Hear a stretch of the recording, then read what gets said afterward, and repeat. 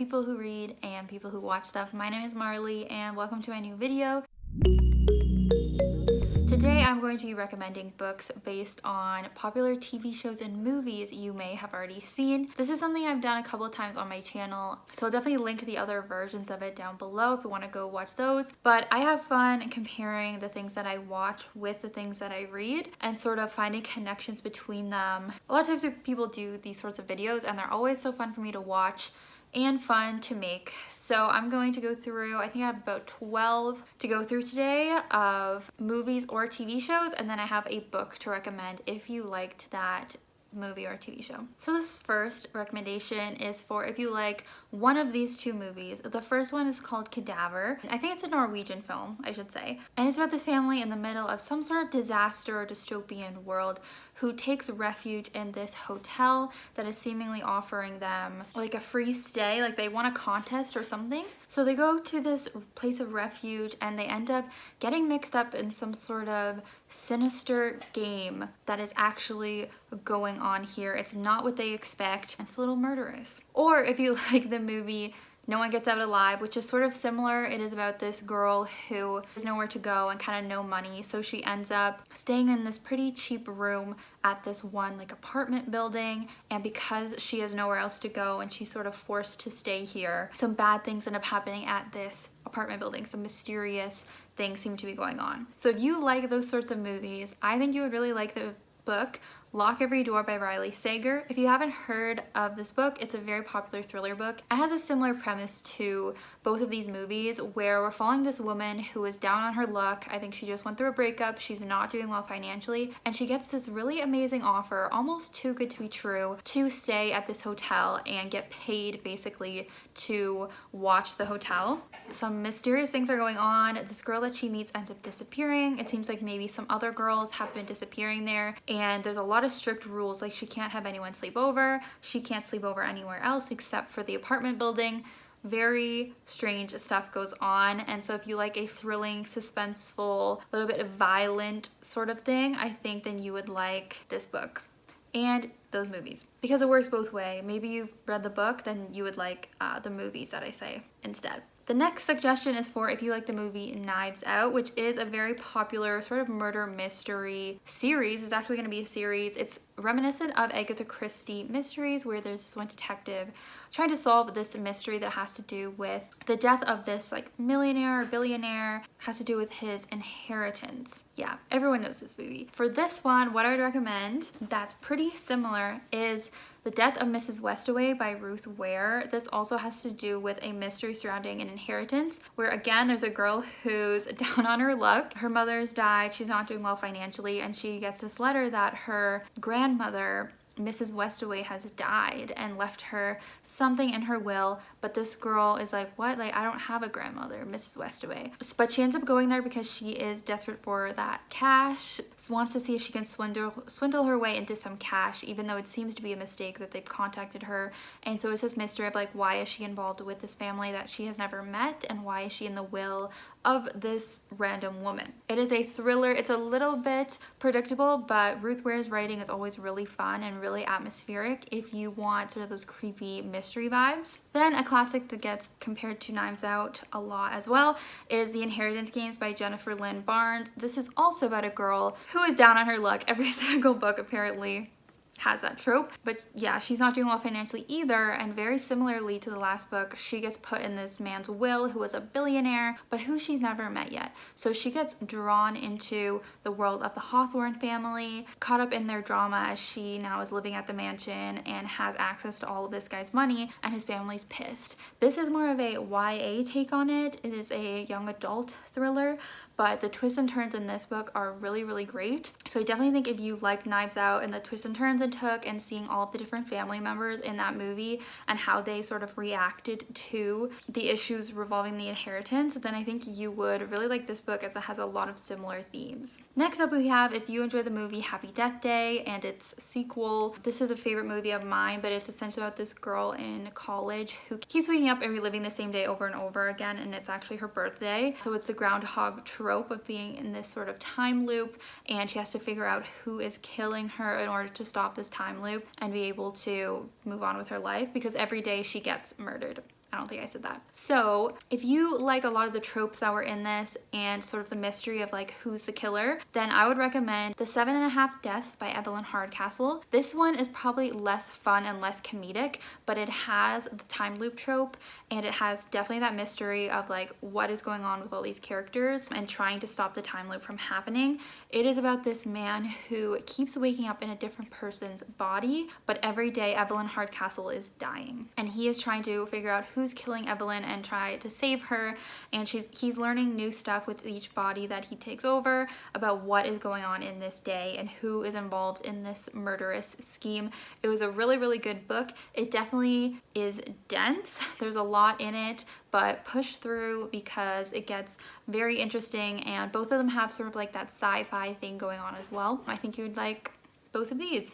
Next up we have, for if you like the show, Love, Victor, which is this very cute romantic comedy type of show, feel-good show that is actually a spin-off of Love, Simon, the movie. But it is about Victor, and he is this closeted gay boy at the beginning of the show, moving to this new school, and it's about him making friends and trying to figure out his sexuality as he does have a crush on another boy at his school. And you see a lot with his family and with his friends as well. If you like this type of show, I'd highly recommend the Heartstopper graphic novel series. Similarly, it is about actually these two gay boys, one of them is out and one of them is not, about their friendship and them figuring out their own sexualities. Similarly, we also see a lot of their friends, like secondary characters, and what they're going through. There's like really great diversity in both in terms of like people's backgrounds or people's sexualities. So I really think if you want like a cute, feel-good LGBT story, then you should read Heartstopper or watch Love, Victor. Next up is if you like these two shows. So the first show is Shameless. This is like a family rom-com, mostly dram and com. But it is about this big family who live in the bad side of Chicago. There's like a whole bunch of siblings and their parents are basically deadbeats. The dad's an addict, stuff like that, and we're kind of seeing how all of the kids survive despite that and get through it. And it's like an 11 season show, so you really see a lot about their lives and how they manage to survive with these terrible parents. Similarly, if you like the show This Is Us, another like family drama, really just focused on the multiple generations of this one family. You see the parents, kids, their kids. Really great emotional show. If you like both or either of those shows, I would recommend Malibu Rising by Taylor Jenkins Reid. This is kind of a historical fiction family drama. I don't have the physical copy, or I would show it. I think my sister has it, so that means it's probably lost. But this is about the very famous Riva family, and again, it's like a multi-generational story, kind of like This Is Us, where we are seeing flashbacks to the parents, how they met. The dad is a famous musician, a famous rock star, so we're seeing that sort of dynamic with him and the mom, and then we're seeing all four of the kids years later and how it was growing up with this rock star dad who was a deadbeat. Each of the kids has sort of their own drama going on, like romances or personal issues they're dealing with. There is LGBT rep in this as well. So I really think if you like those sort of family drama vibes, then you would really like this book. And especially if you like the timeline of like the 80s, I think it's like the 70s or 80s that this book is taking place in. Next up is for if you like the show Dead to Me. This is on Netflix and it's kind of like a comedy suspense thriller following these two women, and one of their husbands has recently died. They meet at this sort of grief counseling thing and become friends, but then there's sort of this mystery surrounding how that one woman's husband died and like who was involved in it. Maybe it wasn't an accident, and so it has those like mystery thriller vibes, but then it's also comedy. Like the two main actresses are really, really comedic. So for this, I'm gonna recommend a cozy mystery that I read last year and really loved, and that was Dial A for Aunties. This is about a girl who accidentally kills someone, and then her and her aunties are sort of trying to cover it up or deal with this dead body during this really big wedding that they're putting on. So again, it has those like murder mystery situation going on of like a death and trying to get away with it, but then it also is just really funny. The dynamic with all of her aunties is great, and then there's also a romance in both of them as well that in both the show and the book, there are like cute romances throughout for you to root for too. So I think it's like the best of both worlds if you want that comedy and that crime suspense. Moving along, the next recommendation is for if you like the Vampire Diaries TV show. This, of course, is about the epic love triangle between these two vampire brothers and this human girl, Elena. Honestly, don't even know how to summarize this show. It's my favorite show ever, but basically it's about just all the drama with vampires and werewolves and witches and other mystical creatures that come in. And it has a lot of like romance, personal relationship dramas as well. It's great. And it has plot twists and crazy plots and stuff. If you like this series, I would recommend the A Court of Thorns and Roses book series. I have not finished this series, but I've read the first two, and I just can't help but be reminded of the Vampire Diaries. First of all, they are both fantasies, so if you want to have some fantasy elements, then this has that, but then it also is really focused on like the main character's love story, and there is a love triangle, at least in the first couple of books, and I do feel like the two main guys, Tamlin and Rhysand, really do remind me of Stefan and Damon from the Vampire Diaries. So I think if you liked that love triangle dynamic and the relationships that Elena had with both of them, I think you would appreciate the love triangle aspects of A Court, Thorns and Roses as well. And both of them, they have some other fun side characters too, who end up getting like bigger parts in each of the series and more storylines and romance themselves too. So it has like a good cast of characters in both. So that is what I would recommend for you guys. Hopefully I'm not going through these too quick. I feel like I'm like not saying enough, but oh well. Next we have for if you like the movie Fright Nights. So I watched this movie with Colin Farrell. I honestly didn't love it, but I have a recommendation that's like better than this. So if you don't know, Fright Nights is about this vampire moving to town. He's like this mysterious guy, and this teenage boy ends up figuring out that he's a vampire, and then they're sort of like at war with each other because no one believes him that this guy's really a vampire, because why would you? But he is, and so they're kind of like trying to kill each other kind of thing. If you like the premise of this, you would probably love The Southern Book Club's Guide to Slaying Vampires by Grady Hendrix. This is an amazing horror novel that also has a really fun kind of idea behind it, where it's about this book club of stay-at-home mothers, I think in the 80s or 90s, and they like to read sort of true crime, creepy novels, and then one day this man shows up to the neighborhood. He's very suspicious, very mysterious. They end up figuring out that he could be a vampire terrorizing their town, and it's up to them, as the only ones who will believe it because their husbands won't listen to them, it's up to them to take down this vampire and save the children of their town. Very fun. Both have like pretty similar premises, so I think if you like one, you would like the other for sure. This next one is one I definitely do see made a lot, this comparison, but I'm just gonna throw it out there if you haven't heard. It's for if you like the TV show Black Mirror, or the series Black Mirror. You probably watched it. It's basically stories that sort of comment on things in the real life, but they take place in some sort of future dystopian world where there's like technology, and they just have a lot of commentary about like real world stuff going on. I don't know if I explained that properly, but if you like that concept and that show, I think you would like The One by John Mars. This is a sort of sci-fi thriller, and it's about this technology where you get matched with your soulmate, and then you get to be with them based on like science, like they test your blood or whatever. So sort of a fake technology that you would probably see in an episode of Black Mirror, and it just talks about like what could go wrong with this technology based on like stuff in our world. You're following a bunch of different characters and seeing how it affects everyone in some sort of negative way, as it is a thriller. There's twists and turns,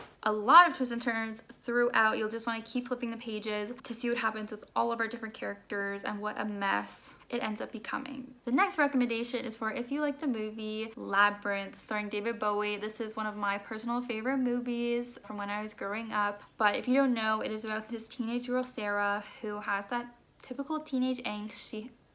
She hates her life, and she ends up wishing to the Goblin King her brother would get taken away. And then it comes true. The Goblin King comes, takes her brother away, says you have to solve this labyrinth, so like this maze, before midnight or whatever, or your brother's gonna become a goblin. And so she has to go through this whole maze and try and get to the Goblin King and her brother to save him. Pretty fun movie, would recommend. And if you like this, I would recommend The Invisible Life of Addie LaRue by V.E. Schwab. might seem random, but I mainly want to recommend this if you were someone who is like a fan of the Jareth and Sarah dynamic in Labyrinth. So that's the Goblin King and Sarah, which is sort of this light and dark contrast. It's a little creepy, but a lot of people do ship them.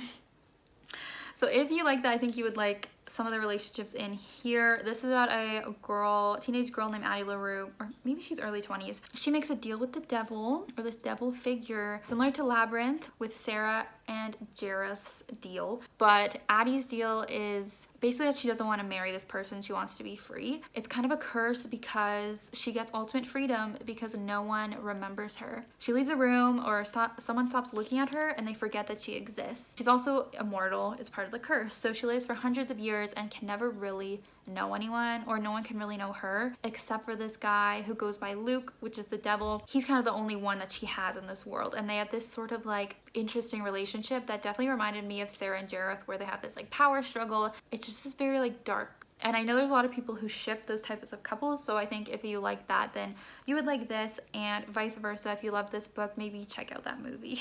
All right, the second last one we have is for if you like the show Game of Thrones. Who doesn't? This is a very great but violent show on HBO that is about this fantasy kingdom world and all these different people vying for the throne. You get to follow a lot of different characters. There's a lot of death and some fantastical stuff going on. You guys know. I would recommend An Ember in the Ashes series by Sabaa Tahir. This is like a fantastical dystopian story about a couple of main characters living in this world. One of them is like the lower level of the world and one is like a soldier in the world, and both of them are trying to basically beat the bad guys, like a classic dystopian. But it can be very violent and it can be very upsetting when characters die in this. So that's the main reason I thought of Game of Thrones. You get to know all these different characters and there's a lot of death and violence, but then a lot of like interesting twists and details going on in this world as well. I don't know if I said that in the best way, but yeah, I just think this series is really reminding me of Game of Thrones, if you like that. And the last recommendation is for if you like the movie The Lost Daughter, which is more of a newer release with Olivia Colman, and it's about this woman who is a mother, but we're seeing flashbacks to her when she was raising her daughters and a lot of the struggles she went through and the mistakes that she clearly made. And then we're seeing her in present day where she doesn't really seem to be close with her daughters. She just sort of is fixating on this young mother who is vacationing near her and gets sort of obsessed with this other mother and her daughter.